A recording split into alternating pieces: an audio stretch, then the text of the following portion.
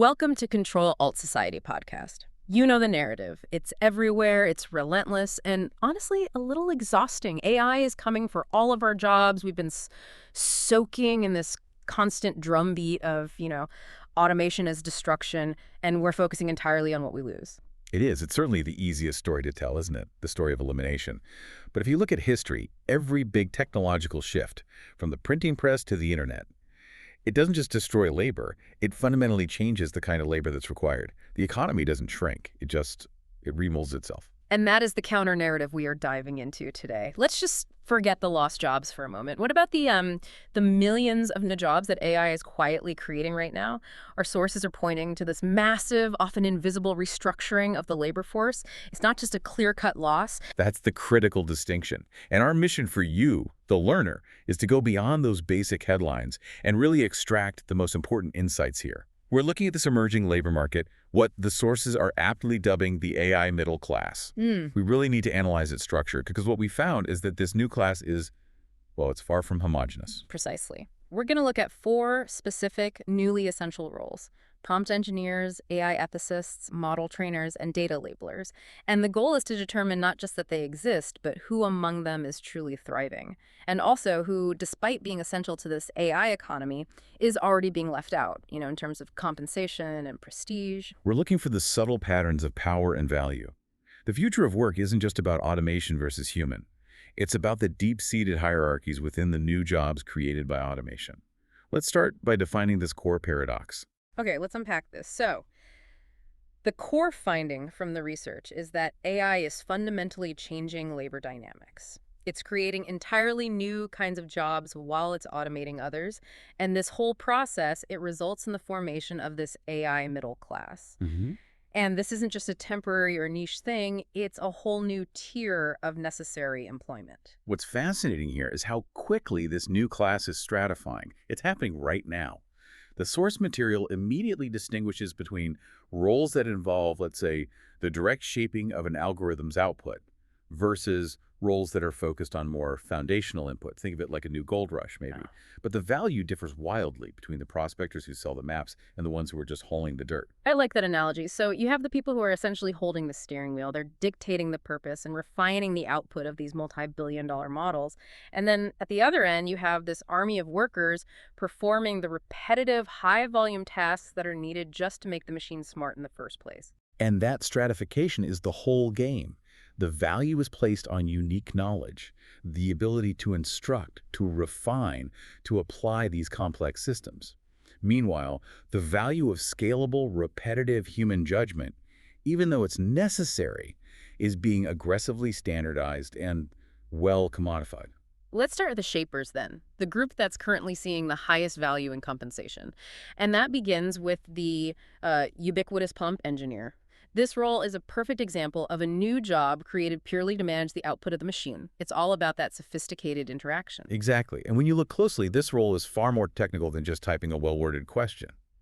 Prompt engineers, they need to understand techniques like few-shot prompting, where they give the model just a handful of examples to drastically change its behavior. Or they might use a chain-of-thought methodology to force the model to break down its reasoning step by step. So it's not just asking for a summary. It's almost like coding human thought into a sequence of directives the algorithm can actually follow to get reliable results. But wait, if the goal of AI is to become easier to use, more intuitive, isn't prompt engineering just a temporary gig? Is this truly a stable middle-class job, or is it going to be automated away really quickly? That raises a really important challenge. And the sources suggest that yes, basic prompting will definitely be automated. Of course it will. However, the advanced engineering techniques, those are high value. They require quick, thorough knowledge of which model to use, how that model biases its results, and crucially, where its limitations lie. That level of model-specific troubleshooting and optimization, that knowledge leverage, is what makes the role strategic and highly compensated right now.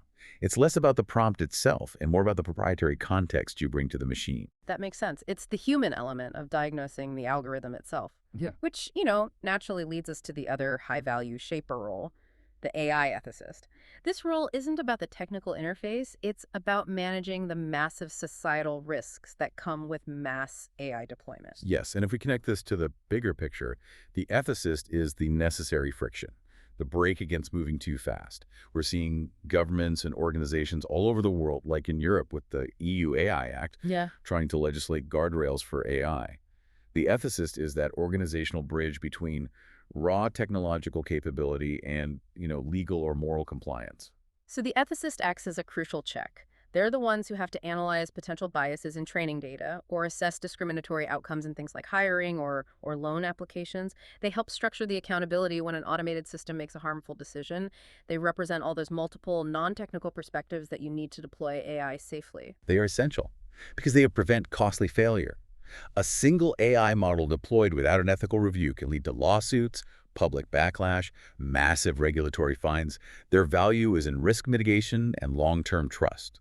Those are skills that machines they can't replicate right now because it requires applying human values and moral context to very technical decisions. Okay, so we've looked at the shapers, the knowledge workers who dictate, refine, and regulate the systems. But here's where that stratification really comes into focus.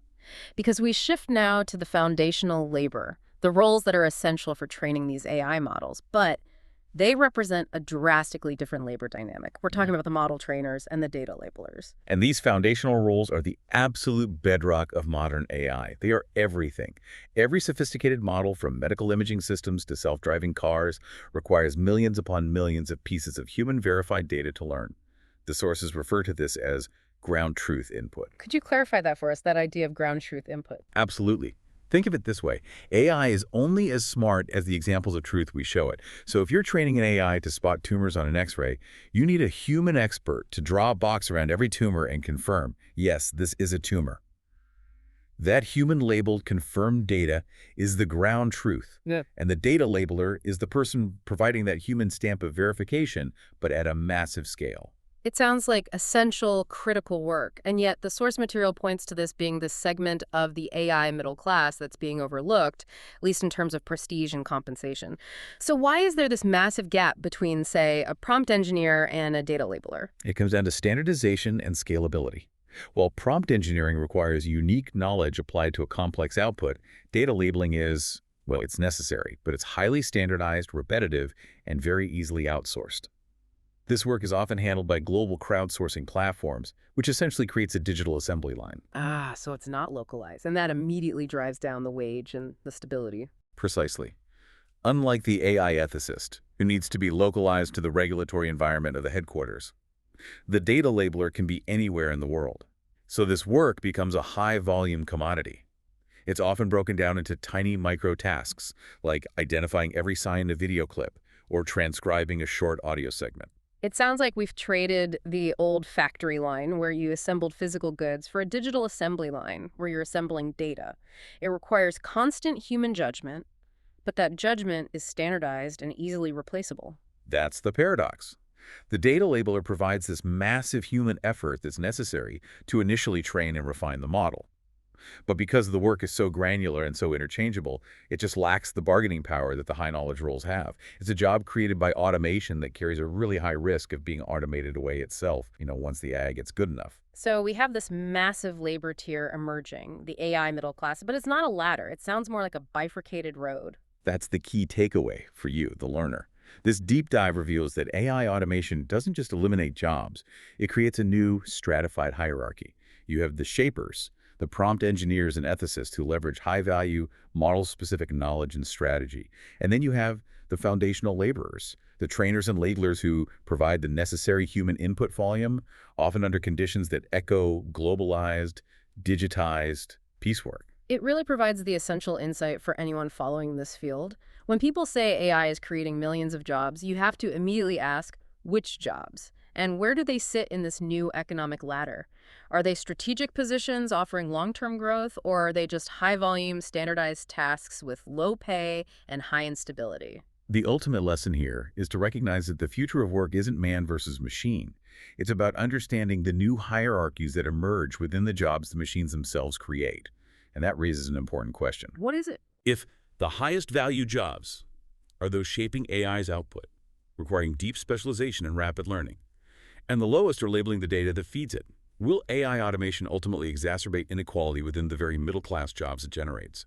Will it create a permanent two-tier digital labor system? That's something for you to mull over as we watch this new economy mature.